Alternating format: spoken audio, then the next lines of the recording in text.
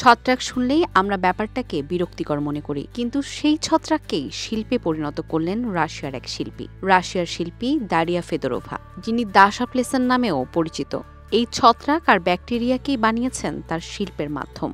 মস্কোর এই bio artist বিজ্ঞান আর সৃজনশীলতাকে একত্র করে তৈরি করেছেন জীবন্ত রঙের বিমূর্ত শিল্পকর্ম, যেখানে ক্ষুদ্রজীবী তার তুলির আঁচড়। আমি চেয়েছিলাম আমার জীবনের একটা মাইক্রোবায়োলজিক্যাল মানচিত্র তৈরি করতে, ঘুম থেকে ওঠা শুরু করে ঘুমাতে যাওয়া পর্যন্ত। সকালে আমি যে জিনিসগুলো স্পর্শ করি, ফোন, টুথব্রাশ, দরজার হাতল কিংবা আন্ডারগ্রাউন্ডের রেলিং, সব জায়গা থেকেই নমুনা সংগ্রহ করেছি।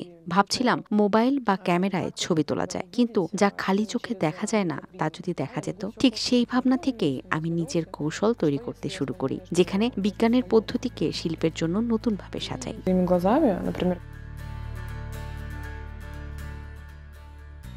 দারিয়া বলেন, প্রতিদিনের জীবনের অদৃশ্য অংশগুলো একটি গল্পের মতো। তিনি দেখতে চান এই অণুজীবগুলো